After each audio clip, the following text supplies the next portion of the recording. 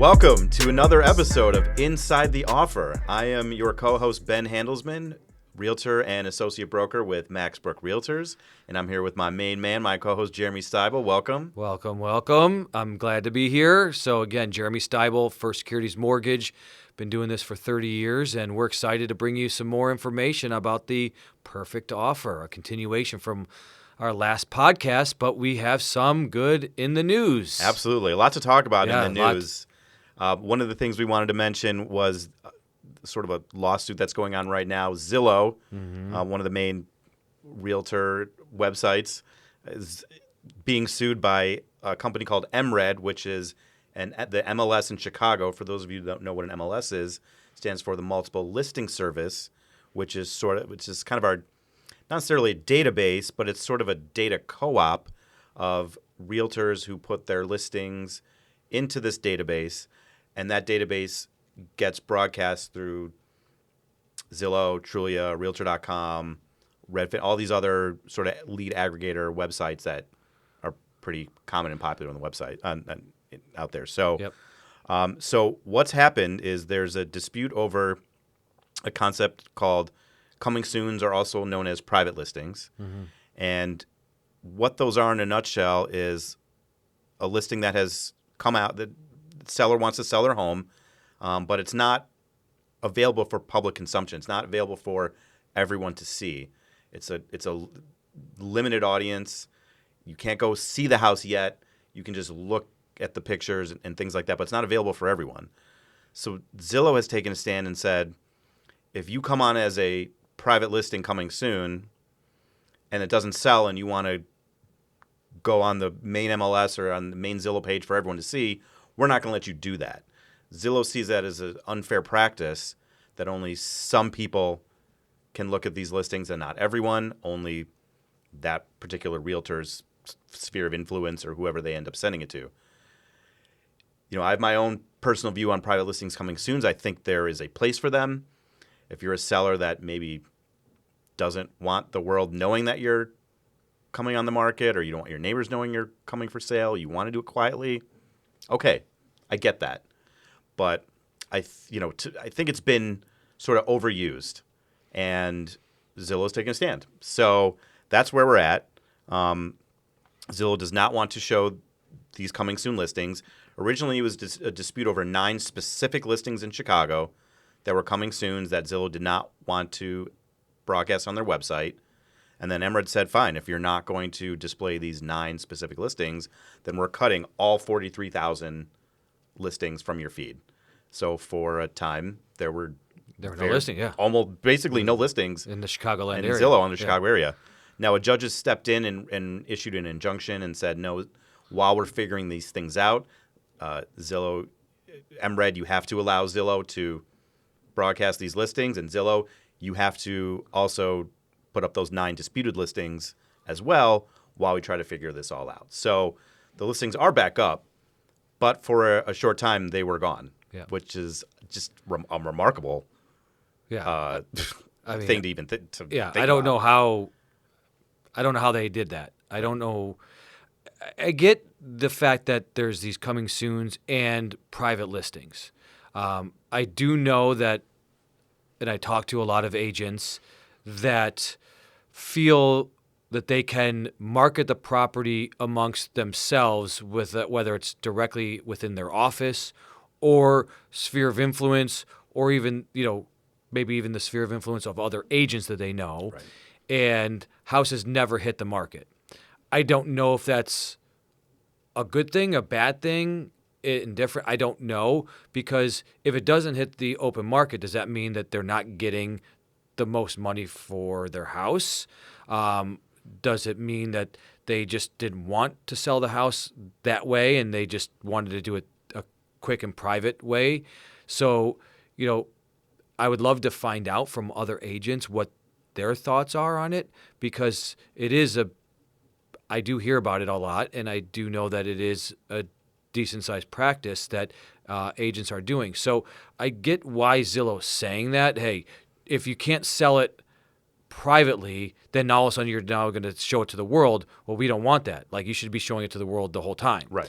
And so I do understand their stance, but I understand the other stance of saying, hey, if the sellers want it privately, or if the realtor thinks they can get it done and they're acting in the best interest for their client this way, let them do it. So I see both sides. I just don't know, are they shortchanging their seller? I don't know. I mean, I guess there's no way to know, because if the seller's happy getting what they're getting through this, private sale, great. Then that they don't care that it could go for $5,000 more, maybe. I don't. Right. Yeah. Right. Yeah, I think you're right. I to a degree, I see both sides of it. Mm-hmm. If you're a seller that wants to do it privately, you're not as concerned about making necessarily top dollar Yeah. that you would get on your house, but it's more important to do it privately. Then I think coming soon's private listings may be a good fit for you. But I think for most sellers, their number one concern is getting the most money for their house. And I don't know how you do that if you don't market to everyone. Mm-hmm. I mean, price is determined by supply and demand. Yeah. So if you don't let the people know that this home is available, then where's your demand? You're losing half the equation there. So, But then I hear how some sellers that are doing it privately, they get clients more inclined to make an offer because it's private. It hasn't hit the market yet. So I don't know. I feel that there is more to the story than, and again, I think that we need to find out from why other agents are thinking this and what they tell their clients of why they would do it without listing it. Well, MRED is they represent these local brokers in Correct. Chicago. So they're trying to have their brokers back who are their clients, Correct. who is paying their quarterly dues or whatever Yep. to be on the MLS. So I understand where MRED is coming from. I've just seen it, because people are here for more than just facts. They're here for our opinion. That this whole coming soon thing is it's getting abused. And it's getting abused by realtors who want to find the buyer for their listing. And they know that they're going to have a better shot of doing that if they're the only ones marketing it and they're not sending that listing out to other realtors to send to their buyers. If they're doing it to double dip, right, as we call where they do the listing and the buy side, okay, I get that. That may be a conflict of interest. It may not be the best way to do it. Right. If they're doing it because they're sending it to their sphere of influence, as well as the agents enter their office, or even agents that they know just from deals that they've done transactions over the years, and another agent brings a buyer, hey, that's great. Because I know I've been a part of that, and I've actually helped one of my agents do a private listing because they were looking for a certain property in an area, and I knew an agent that had a property in that area. So, but are agents not going to send it to their office and not going to market it to their sphere because it's on Zillow and it's on the MLS? They're only going to do that if it's a private listing? I feel like they're going to do that anyway. That's their job, is Correct. to market the property, whether it's a private listing or not. In my case, it was before they were even ready to send it to the MLS and onto Zillow or anything like that. So it was early enough. I just knew because I've been talking to my agent, and that's, again, being a good mortgage person who talks to their agents about their listings and see what they have coming up, and knowing that I can put two and two together. Right. I know for a fact that there are brokerages out there that their default is to make it a coming soon for everyone. Mm-hmm. And the reason for that is because they want to double dip. It's not just the agent making more money when they double dip. It's also the brokerage too. And that could be the case. And that's, I think, where it becomes a problem and it's getting abused. Is there a place for coming soons? Yeah. Absolutely, of course. And sellers should have that flexibility and should have that option if they want to do it. Yeah. But when brokers start making that the default, and the default is we're going to make this private so we can try and double dip on it first, and we're going to just try and fit this into a box to make it that it's best for all sellers, but it's not best for all sellers, not at all. Yeah. Not at all. I guess I can't speak on that because I don't know brokers that are doing that. And I know agents that double dip. There's nothing wrong with it. Right. I mean, I agree with you. There's nothing wrong with double dipping, but when you are holding a listing back specifically to try and double dip on it, that's where it's, I think, malpractice. And it depends. I mean, if the client is okay with it, I don't know if it's malpractice. If the client is okay and they understand what they're getting and they're happy with what they're getting, I don't see it as malpractice. I think it just, do they fully understand that they might be able to get more money somewhere else? There's too many circumstances that we just don't know about between the listing agent and the seller, whether or not it's the right thing. So I think there is a time and place. I think it just everybody's unique situation. I mean, I look at it this way. Let's say I have a Michael Jordan rookie card. Yeah. And I want to sell it. And if I just tell 5 people about it, maybe I'll sell it and maybe I'll get a decent amount. But if I put it on eBay and tell the whole world about it, I bet you I'm going to get more money. And that's kind of what it comes down to. Yeah. And there may be some sellers that say, I don't want to deal with multiple offer situations. Right. I don't want to have that. I don't want to have people coming through my house. I don't want to. So it is based upon individual preference. So that's why I say I think there's a time and place.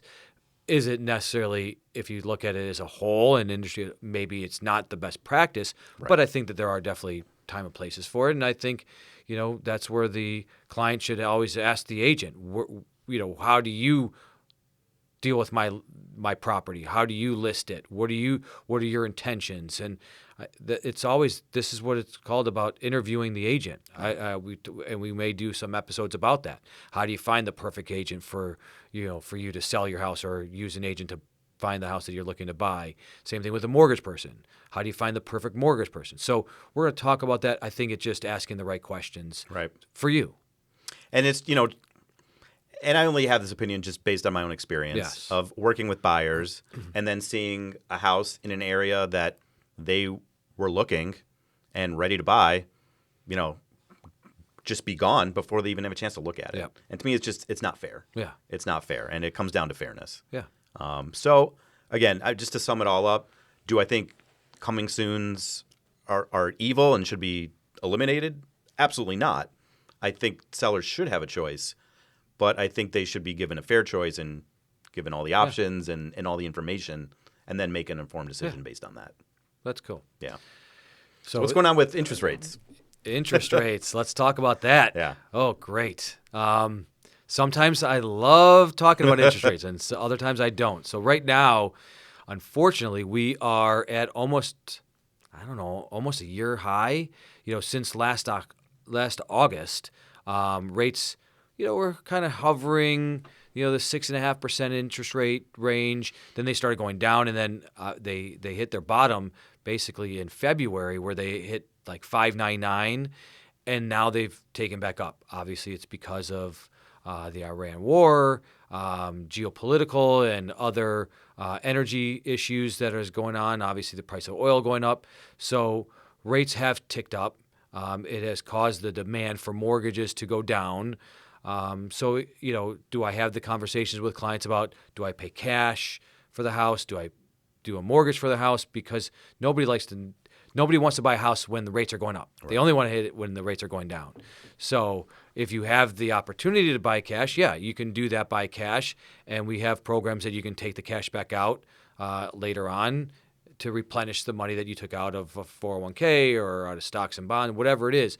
So again, asking your mortgage person, your mortgage professional, what is the best option for them at that time? Great. But rates have not been the most stellar. Right. It's been a roller coaster. It's been a roller coaster, and I'm tired of it.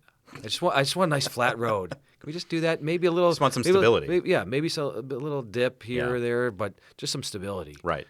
Give sellers and buyers the confidence to get their feet wet in the real estate market and not be so concerned about where rates are going and is this the right time and should I wait?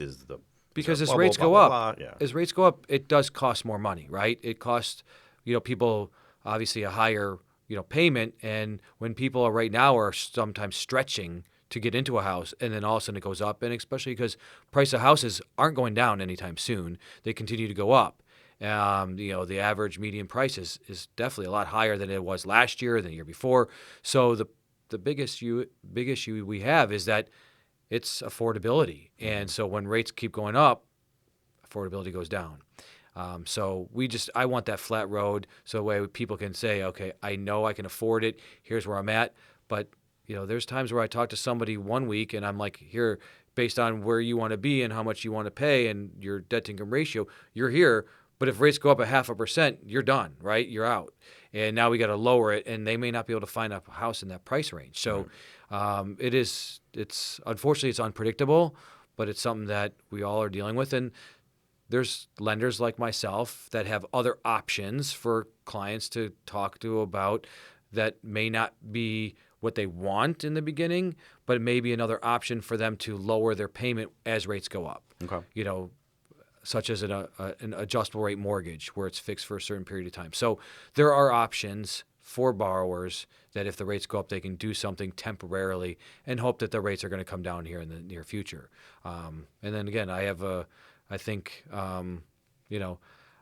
feeling if this Iran war does end soon, which we keep hearing things that they're in talks or whatever it is. If it does, I feel that rates could come down because energy prices are going to come down, and that's really what they've been speculating.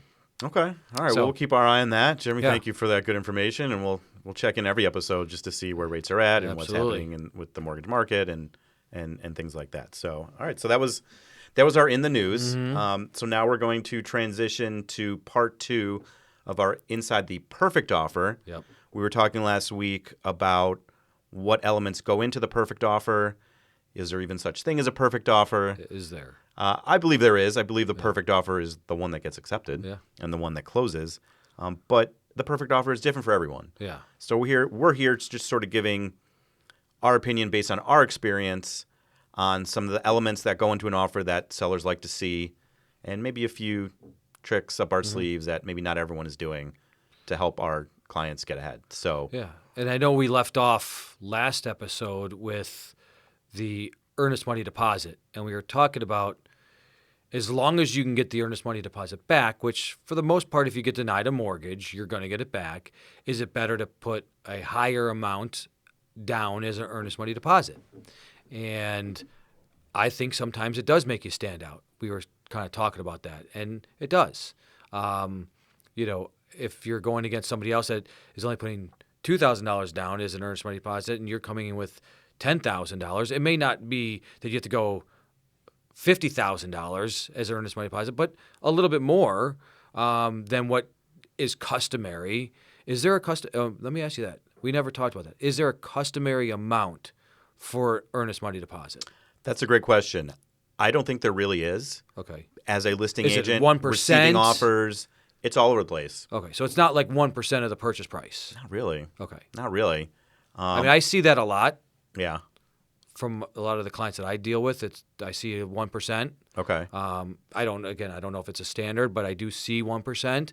But I also do talk to my clients and say, if you're going to make an offer, maybe it's better to do a little bit more. Yeah, I'd say I probably do 2 to 3%, and it depends on the price of the house. Price of the house. Maybe it's a $250,000 house, and you $2,500 EMD. That's not. I don't know. Seller doesn't look at that much. Yeah. So, yeah, I probably would do 2 to 3 to 5% if you can swing it. But again, it's different for everyone. The nice thing about this EMD, like you said, if it doesn't pass inspection, you get that money back. Yeah. If your mortgage doesn't get approved, you get that EMD back. Yeah. If it doesn't appraise to value, and we can't negotiate, a way moving forward, you get that EMD back. So there's so many contingencies built into the purchase agreement that if something falls apart for whatever reason, you would get that EMD back.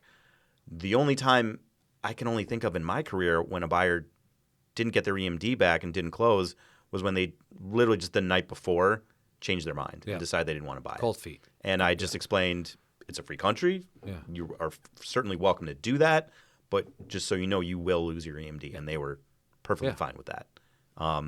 That's the only time I can think of that's ever happened. So if you have cold feet, try to put as little right. as money if you deposit know down. You're the kind of person that right. And if not, then and you want the house, maybe put a little bit more because they feel that there's more on the line, right? You're not going to walk away for a little amount of money. Because here's the thing, like when you're putting an offer in, you don't know what the other offers are. So you don't know what people are offering. You don't know what their EMD is. You don't know what we were talking about that too. You know, like it's not like an auction where you see people raising their hand and you're like, I'm going to top that other person. You know, and so every offer for the most part is a blind offer. Now, as a buyer's agent, I'm reaching out to that listing agent and trying to get as much information as I can. Sometimes they give me a ton of information. Yeah. Most of the times they don't give me too much. So they'll tell me, oh, we have 2 offers. We have 10 offers. They're at asking. They're over asking. Yeah. That's pretty much all you get, but you're not usually going to get specific dollar amounts. Correct. Or specific terms of the other offer. So you really just have to put your best foot forward. Yep. So coming in with the high EMD is just a very easy way to stand out from other potential offers. Yep. So that was, I thought, a really good point. So the next thing we wanted to talk about was the inspection period.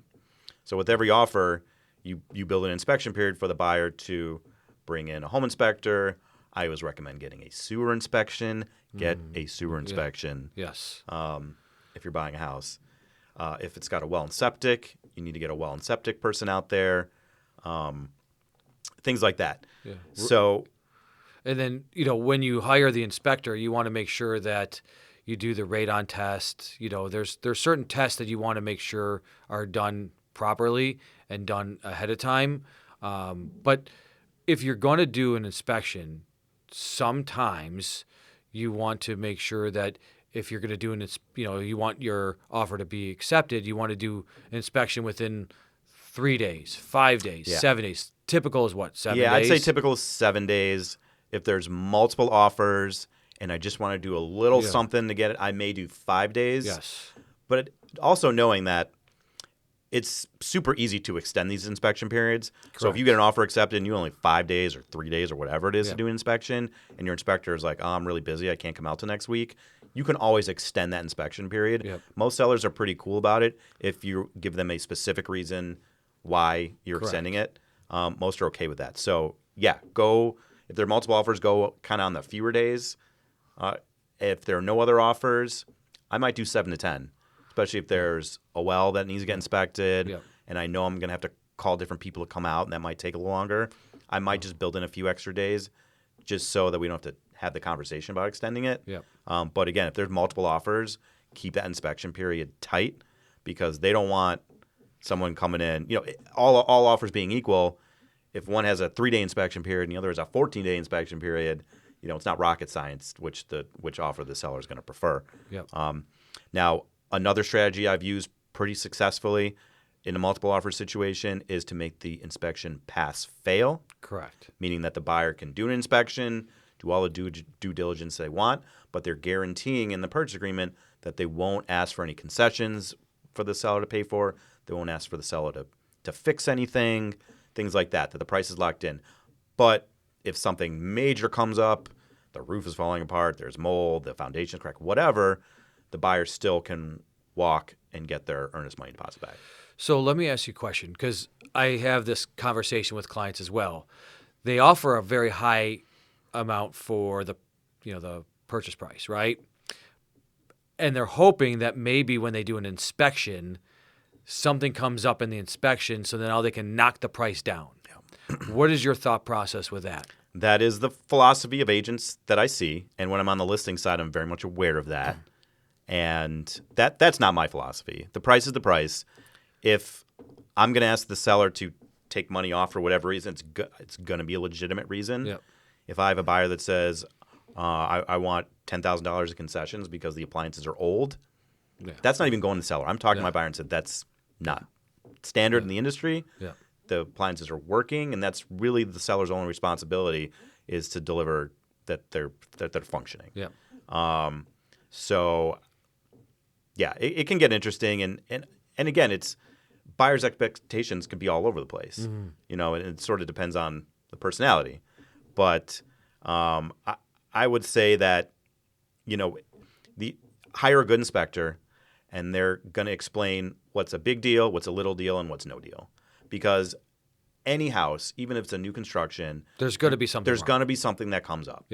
Inspector will find something. A GFI doesn't work, or the grading is off, or something. They will find something. But a good inspector will tell you this is a big deal, this is a medium deal, this is a nothing deal. Yeah. And then we take that information and we go from there. So if somebody gets an inspection, right, and it's pass-fail, they can get out of it, right? Right. But no adjustments to or concessions to the purchase price, or, again, some people use it for seller concessions to go against their closing costs and prepaid items. Right.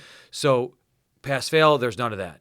The one exception I would say is that if there was something going on that the seller didn't know, a leak, something that if it didn't get fixed soon, it would get compoundedly worse, then I would tell the seller, hey, I think you should take care of this because it's going to get worse. Okay. So I'd say that's kind of the one minuscule exception I have to that rule, and most sellers are pretty understanding about that because they also are trying to sell a house. And, So do you ever tell your sellers to do an inspection for themselves before they list a property? Yeah, absolutely. Obviously, it's an expense. An inspection costs $300 to $400.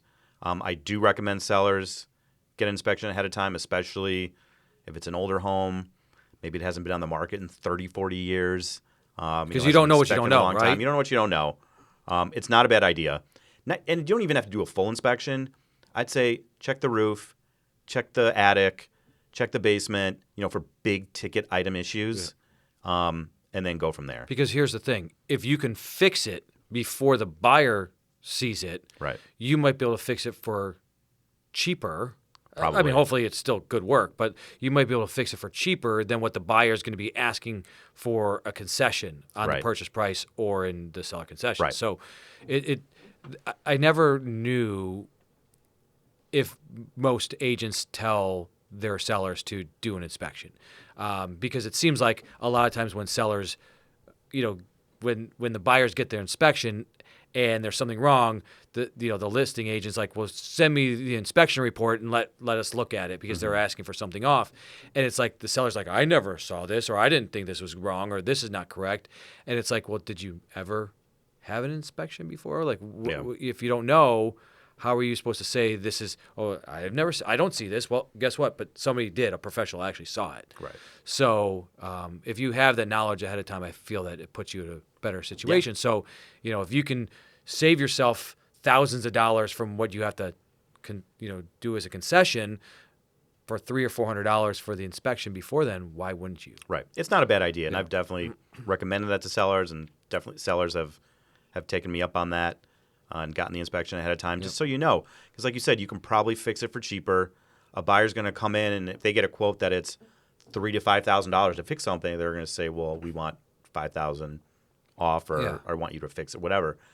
When you can just get those things done on the front end, it saves everyone a lot of heartache.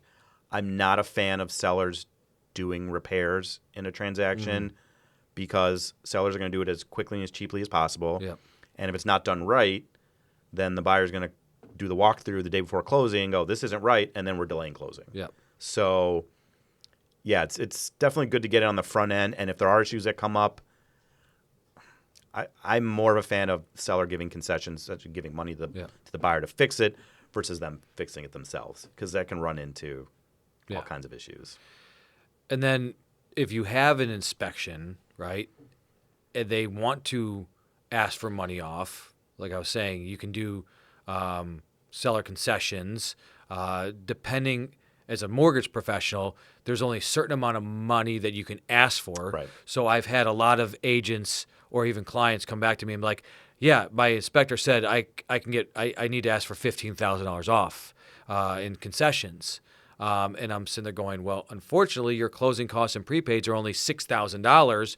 You can't do $15,000. Can you dive into that a little bit more? There's limits on what you can get from a seller in terms of concessions when you are buying a house through a mortgage, right? Correct. So the concessions really go into its closing costs, which closing costs are, they're not points. Points are if you're prepaying your rate down to save money on an interest rate. I don't consider that because that's, if the client wants to do that, it's not a true closing cost. For me, a true closing cost is, now, could we add that in there as a concession? Yes, we can. I don't personally like that because now you're financing those points, and we don't know where rates are going to go, and maybe they're going to go down soon. So if we do that, you just lost that money if we refinance in a certain period of time.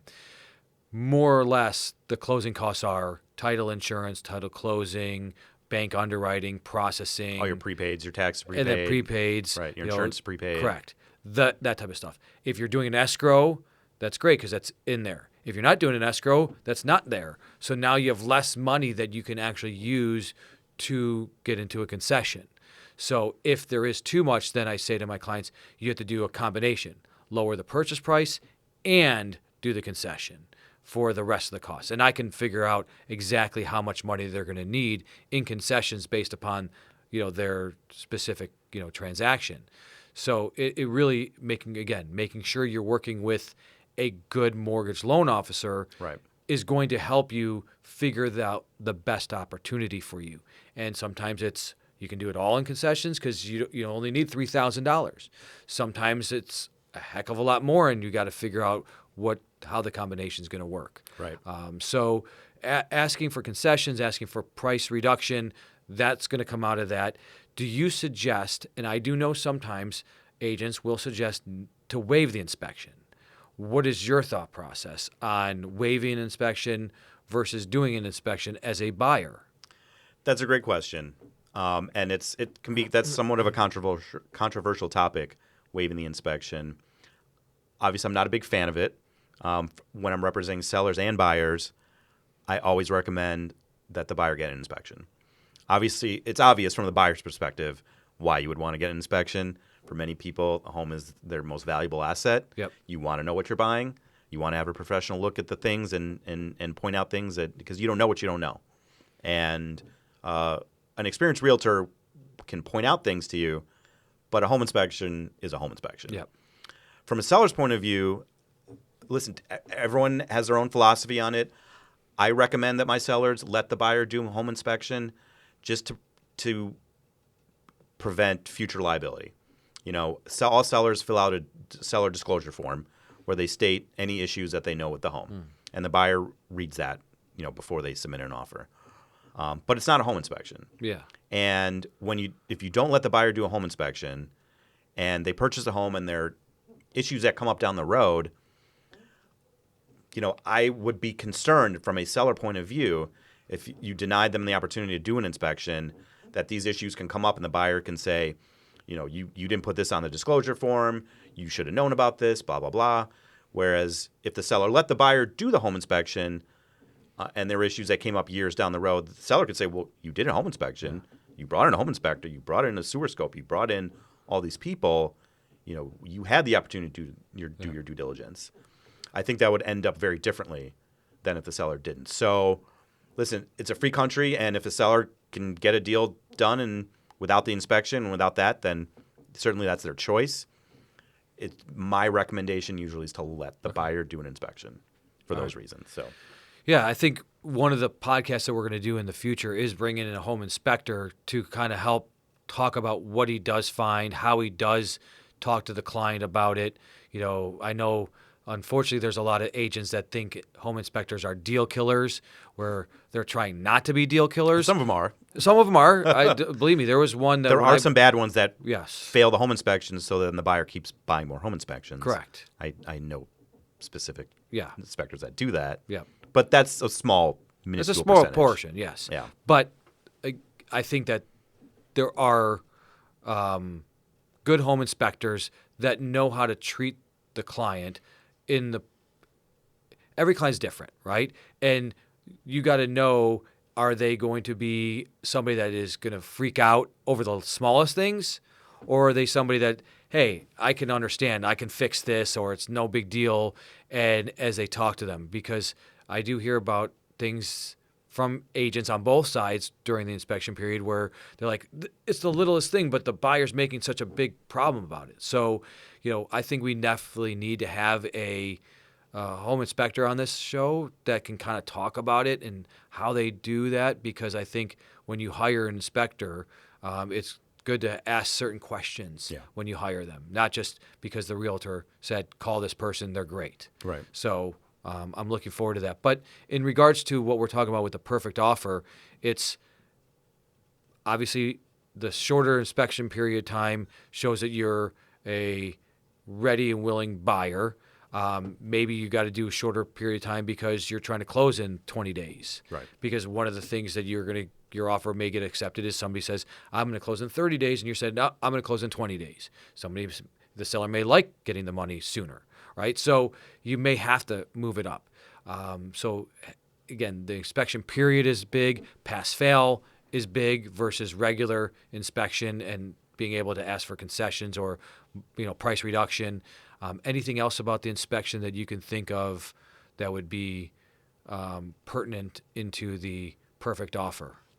Yeah, I mean, just like I said, buyers should not feel rushed. They should do the due diligence that they feel comfortable doing. If you need more time, that's super common and easy to extend the inspection period. And sometimes, inspector will look at something and go, I don't like the way this furnace sounds, or I don't like this. You might want to get someone specific for this item to tell you if it, what it needs. And so sometimes you need to extend it for that. Yep. So I would say buyers to not feel pressured to rush through the inspection. It's better to have too much knowledge than not enough, so you can make the right choices moving forward. Right. And unfortunately, at that point, because this has happened to me, where if you did a shorter inspection period because you're trying to close in 20 days, and now you have to extend the inspection period, either start your mortgage process during that time, and if you don't want to start the mortgage process, you're going to have that conversation with your agent and then maybe the listing agent to say, we may not be able to close in 20 days because it's not going to work because we don't have enough time from when you start the process to finishing the process if you have to get an appraisal and other stuff that you just don't have enough time. So always making sure the communication's open with what you're doing between yourself, your real estate agent, and the mortgage professional. Right. That's good advice. I guess I'm curious what you see from your end. My buyers, I usually don't have them start the mortgage process until it's past inspection, because then for sure you're moving forward with the house. What do you see? Do you see buyers starting earlier than that if they want to? If they want to close sooner. If it's this type of this type of process, if they again want to speed up the time frame, one of the things that I will say is, look, we don't have a lot of time. I may not order the appraisal, but let's take your information. Let me disclose your loan to you. Possibly lock in your interest rate depending on where rates are. You can float the rate or not float the rate based upon if you think rates are going to come down. But we start the process. I can actually get your information, your updated pay stubs and bank statements, anything that has expired since we did the pre-approval, and let's submit it to the bank. Let's get an actual approval from the bank because now we're ahead of the game. And then once we get that approval, we can start working on maybe there's some conditions we need to get aside from title work and aside from your appraisal or even homeowner's insurance. Maybe you don't want to do your homeowner's insurance until you're for sure buying it. So there are opportunities that I do say to my clients, let's get moving. If you still want to try to close in 20 days, let's do this, this, and this. And so, but again, I don't want you spending money on an appraisal if you're not going to buy the house. So we're going to leave that. And let's hope that we can get the appraisal done in the same time. And if we can't, then we still have to have that conversation with your agent and then the listing agent. Hey, we took too long during this process. There's not much time. Here's the time frame for the appraisal. It's not giving us enough leeway, so we may have to extend it. Right. Do a lot of your mortgage clients have 20 days in their offer? I feel like that's not a lot of time. Like everything has to align perfectly to close that fast. I've done a few recently that have been 20, 22 days. Okay. Because people will ask me, what will help me stand out? I'm like, we certainly can. I mean, with some of my lenders, I've closed loans in 14 days. I mean, but I tell my clients, you have to be Johnny on the spot. You have to be ready, willing, and able to jump when I say jump. Because if I need something today, it's not tomorrow, it's not next week, it's right now because we have a limited time. Right. The underwriters will come out and say, we need this right this second. And the underwriters will say it. The underwriters don't really care when you close. They see the purchase agreement, but hey, they know if you don't get the information, there's no skin off their back, right? But they don't also want to have to rush because you took 4 days to get something to them, and now all of a sudden you're asking them to rush their side of it. It's like, wait a second, I got you the approval. You just waited 4 days to get me the information. Why did you do that?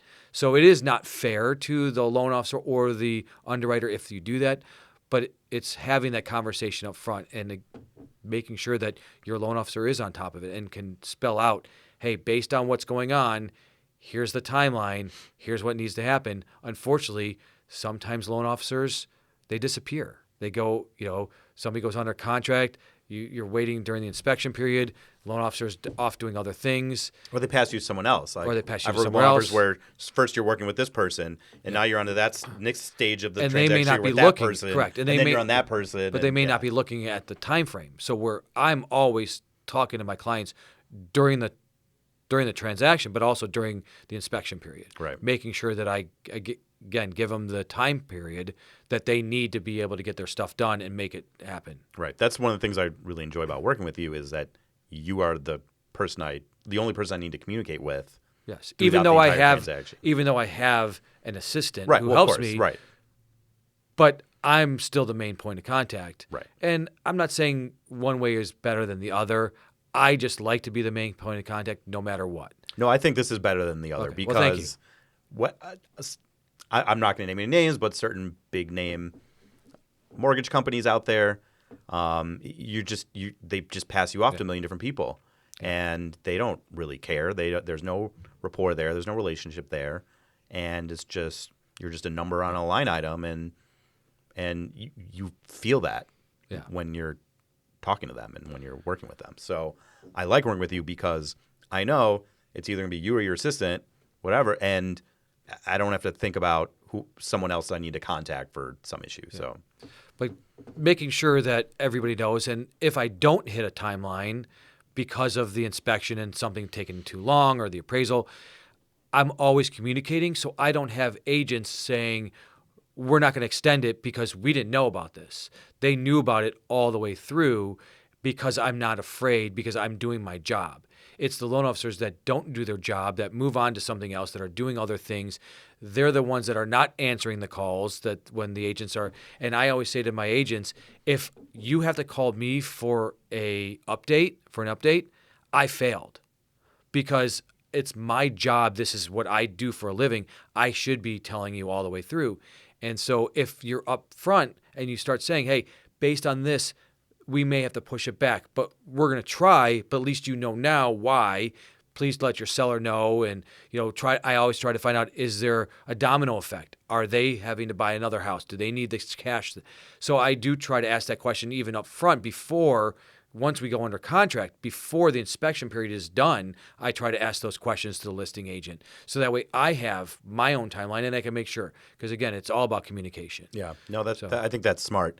And I think what a lot of people don't realize about these things is you and I, we're dependent on so many people doing their job in order for us to do ours. Unfortunately, as the loan officer, we are the hub. It's like a wheel, right? There's spokes that come off the hub, and unfortunately, we as the hub have so many things that we have to deal with, whether it's the agents or it's the insurance agent or the title company or the lender or the appraiser or whatever. Yeah. So we're all encompassing over everything, and there's a lot on our back. But that's why I say you have to be and work with the right mortgage professional that says, I got your back all the way through, whether it's an agent saying, I'm sending you to somebody, this is why I'm sending you to somebody, or it's a client that finds you from a referral. Hey, how do you do a transaction? Are you with me the whole time? Are you constantly communicating? Because if they're not doing it, they could have the best rates, but guess what? If you don't go to the closing table because the time frame is not working out. Now they call the listing agent. The listing agent says, no, if you don't close by this time, we're going to put the house back on the market. They don't have to extend it. Yes, people say, well, why would they want to? Well, it's a couple days. The seller may be pissed off enough that they say, you know what, screw you. Right. You didn't do a good enough job of getting us, and your loan officer wasn't communicating.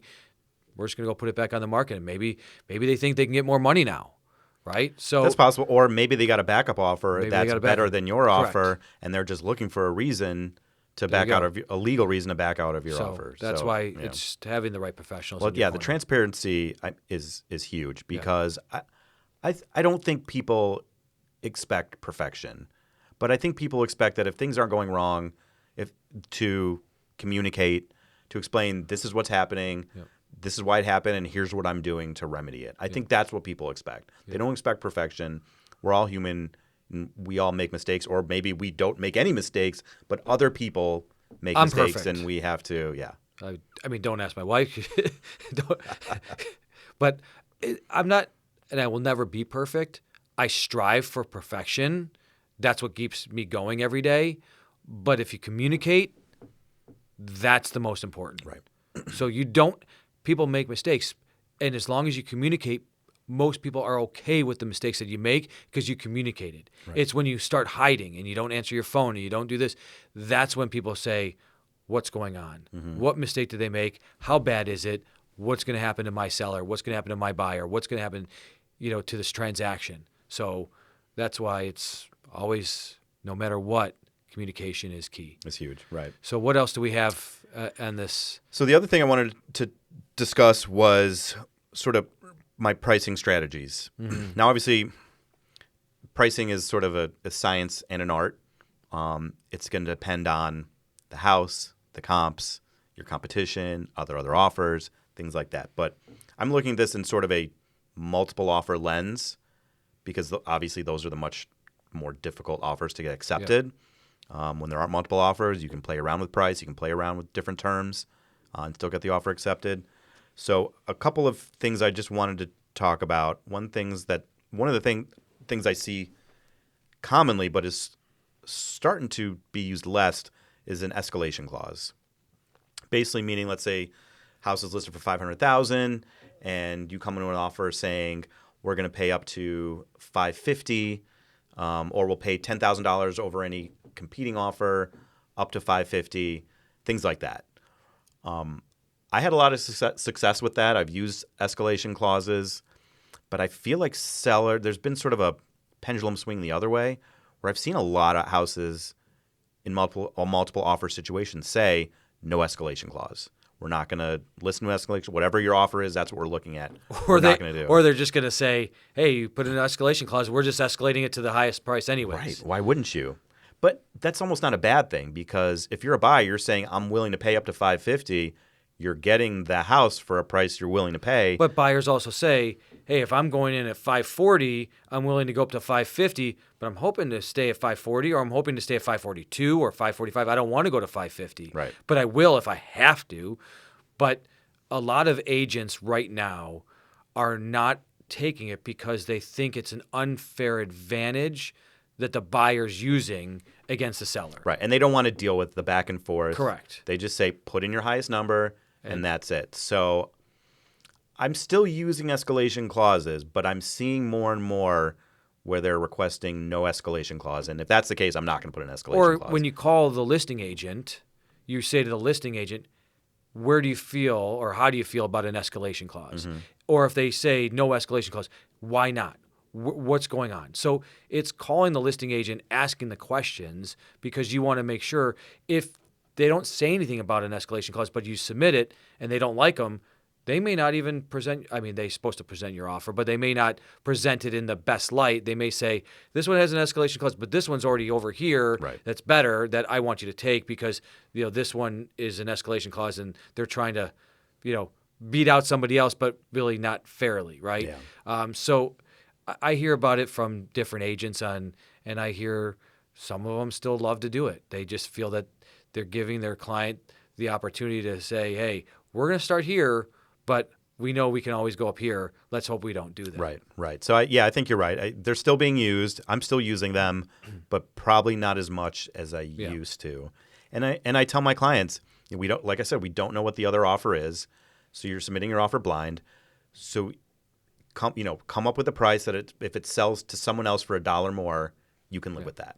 And that's usually my advice. And so with comps, when you look at comps, because I think we can have another show about how do you do comps for a price, mm-hmm. How do you do comps for a seller and say, here's where you should list the house. But when you do comps for the buyer saying, here's what has sold, here's where I think your offer should be, obviously there's different opinions on how the offer should be based upon how old are the comps, how close are the comps to the similarity of the house. So when you talk to somebody about making the best offer, where are they in the comps, right? Are they on the lower side of the comps? Are they on the higher side of the comps? What weighs more in the comps is, so I think that there's going to be something that we can do later on. But I like that you brought it up because that is a big portion of what somebody is going to offer, what they're going to list their house at based upon what's out there. Obviously, every seller thinks their house is worth $1 billion, right? Right, of course. So they don't care about the comps. They just said, my house is better than that one down the street. I've been in it, right? I know that person. They don't have this, this, and this, so mine's worth more. But if you look at the comps and you say, hey, but these are the ones that sold, right? And it's not always about having the best house on the block or whatever it is. So I feel that, the price and what somebody's going to offer on a purchase agreement, I think that is a key thing because sometimes if you don't offer the going price, you're just never going to get it accepted. And we always say, put your best foot forward. Right. Are you overpaying for a house? You're only overpaying for the house if you have to turn around and sell it and you take a loss, right? Mm-hmm. But are you overpaying? No, you got a house for what you felt it was worth. What you're willing to pay. What you're willing to pay. So get the house if that's what you want. Yeah, I think comps are definitely part of the equation.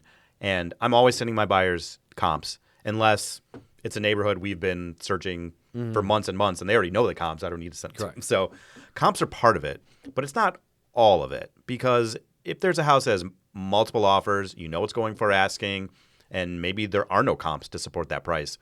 But someone's still buying that house for a high price. Correct. So the comps really don't mean that much at that point. The comps can be helpful from an appraisal standpoint. If you're buying the house on a mortgage, you want to look at those comps because it can give you some indication on where the appraisal is going to wind up. So if you're buying a house for way over what the comps are showing you, you may have an appraisal issue down the road. So, it will tell you that. But comps aren't the all be all of everything because some houses sell off market. And comps can just be misleading. Now we have these changes with the buyer compensation. Does that comp include the buyer compensation or does it not? We don't know anymore. So and I think that we also had to talk about, do you guarantee the appraisal? Right? Because that's going to be a big determination. If you're saying we may have a problem because here's the comps, here's where you're offering. So yes, technically, are you overpaying for the house based on the comps? Yes, but you want the property. So are you overpaying? Well, sometimes you do have to overpay to get what you want. Right, and just because the comps are lower, that doesn't mean you're overpaying, right? Because what happens to housing prices? They go up. They go up. And comps are looking in the past. They're not looking into the future. Yep. So okay, maybe this house several months ago sold for this price, but that doesn't mean that's what the price is today. Yep. So it can give you some indication. But I'm glad you that was a perfect lead into the appraisals. And another element that we use in multiple offer situation is some kind of appraisal guarantee, which basically means that, back to our $500,000 house example, if you're taking out a mortgage, the bank hires an appraiser to make sure the home is worth what you're paying for it, what they're giving you. So the appraiser comes out and maybe he says, nope, this house is only worth $475,000. It's not worth $500,000. So that means, including your down payment, you're only getting $475,000 for the house. You're not getting $500,000 anymore. So what do you do with that $25,000 difference? It has to be negotiated. The buyer comes up with the difference in cash. The seller comes down in price, or usually it's a combination of the two. What some buyers can include is a appraisal guarantee, basically saying if the house appraises within $10,000 or $20,000, or maybe they leave it wide open, they're saying we'll still move forward with the house. The appraisal guarantees, I think, are really key if you are dealing with multiple offers that are cash. That, I think, is something that will elevate your offer almost to the level of cash, is if you include that appraisal guarantee so the seller knows the price is locked in. What do you see in your business with the appraisal guarantees? How common is that? It's very common when it, like you said, when you're dealing with multiple offers. Not as much if we find out that there aren't multiple offers. People don't really need to worry about that, Right. because obviously the seller's happy that they're getting an offer. So Right. I don't think you have to go that far. One of the things that I do with my clients, and I'm not sure if we talked about that before or not, but one of the things I do is I run my clients through Fannie Mae and Freddie Mac electronically because they're the backer of all mortgages, but I run their file through there. If they're putting down 10% or more, a lot of times we're getting appraisal waivers. There's different types of waivers, but they're getting appraisal waivers. And if they get an appraisal waiver, which means that Fannie Mae and Freddie Mac are accepting the purchase price as the value, now they can actually make an offer saying that they don't even need an appraisal.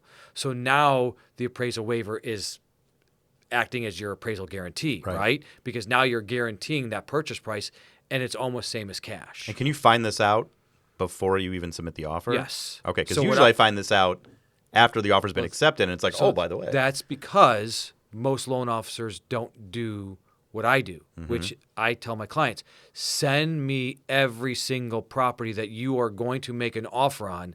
Let me run it. It doesn't take me a long time. It takes me a couple minutes. All I have to do is usually update the purchase price, the loan amount. I have to update the address, and then I already have your credit report. I just have to rerun it through Fannie Mae and Freddie Mac, and then it spits it back out. And they can tell you right away. They tell you right away. That's pretty cool. So, but unfortunately, there's a lot of loan officers, and I know some of them too, that don't do that because it takes time. Yeah. But it doesn't take time. It takes 5 minutes. Right. They just don't want to be changed to their desk and saying, I'm going to sit there and have to do this. What if they have to submit 5 offers or 10 offers, and they're doing this for 30 clients that they have? Well, guess what? I'll still do it. Yeah. Because I think it's important, because I want them to be able to make that offer knowing that that appraisal is being waived, and now they can basically go in there as a guarantee and not have to worry. Yeah. And if they can get that house accepted, their offer accepted, because of what I just did for 5 minutes or whatever it is, that makes me feel better. Right. So that's why, again, we go back to hiring the right professional, asking them, do you do this? Will you run the file to make sure that I may be able to get an appraisal guarantee, or the appraisal waiver, so I can have the guarantee? Now, if you're putting down less than 10%, not really going to work. That's just not how it is. And there's, I say there are, it's supposed to be based upon the house. I still see if they don't have reserves, if they don't have perfect credit, I see it less and less. But there's times where if somebody's putting down 40%, they have less than perfect credit, they have some good money in a 401k, they're getting it. But I also feel that it's in certain areas. If you're looking in a rural area where there may not be a lot of comps and the house hasn't sold in 30 years, you may not get it anyways because they just don't have enough information. Right. So we can get into that later on, but that's something that I like to look at as for part of the appraisal guarantee is let's take that out of there. Because nobody wants to say, okay, well, if it comes in at $475 and I offered $500, now there's $25,000 extra that I have to make up. Well, now you got to make that up and bring that out. It's technically, they consider it outside of closing, but it's really at closing, you're just bringing extra money. Sure. Because your 20% down is based on $475 now, not $500. And then you have to bring in that extra $25 cash. Now, granted, your down payment's going to come down a tick, a little bit, but not that much. Not as much as $25,000 that you have to pay. So that's why if you can eliminate that up front by doing what I do with the appraisal waiver, now you don't have to worry about that. Right, and I think it is key to put a limit on it. I have seen offers where there's no limit on it. Yes, and it could underappraise by $100,000, and the buyer. But if they have enough money, then that's fine. Right. If it's cash, you're not doing an appraisal anyways. So you're just buying it cash, and you're saying I'm okay with it. So if you're competing against cash and you have money in the bank and you can do that, leave it open ended. Because if you were buying cash, you're not doing an appraisal anyways. Right. So it all again depends on their situation, how much money they have, what's going on. Because somebody that doesn't have more than 20% to put down, they can't do a huge appraisal guarantee. But I will say, I get them to do an appraisal guarantee because I said instead of putting down 20%, maybe put Maybe we can change it to 10% down if we had to. So now we have 10% to play with for an appraisal guarantee. Yes, your payments can be a little bit more. You may have PMI, but it's, as we talked before, it's not as expensive as it used to be. So let's work these numbers and figure out, because maybe you have to do the appraisal guarantee just to get your offer looked at, right? Instead of putting down 20% if we don't get the appraisal waiver. So Right. I love it. We have a lot of strategies, but this is why you have to talk to somebody that eats, breathes, sleeps everything about real estate and mortgages, because this is what we do every day. Right. We have this. This is, you want the house. If you want the house and you don't want to be upset that you didn't have the opportunity to get the house because you didn't hire the right professionals, you got to have these conversations. Absolutely. That's great info, Jeremy. Thank you. Yeah. So to wrap this all up, we like to close every episode with our keys to the deal. And I'd say our keys to the deal is that you may only get one shot at at a house, and you want to put your best foot forward, right? And so we're here to try and help our clients do that. So, but you can see it's asking the right questions and making sure you have the professionals that give you the right information to be able to put your best foot forward. And everybody's best foot forward is different, but making sure that you have the right people that are giving you the guidelines for how you're going to put the best foot forward. That's what's going to set us. That's what's going to set us apart as professionals, and you apart as a buyer in this market, is making sure you have all these things done. Right. Well said. Thank you very much. Thank you. And thank you for listening. Great episode. Talk to you next week. Yes. All right. See ya. Bye.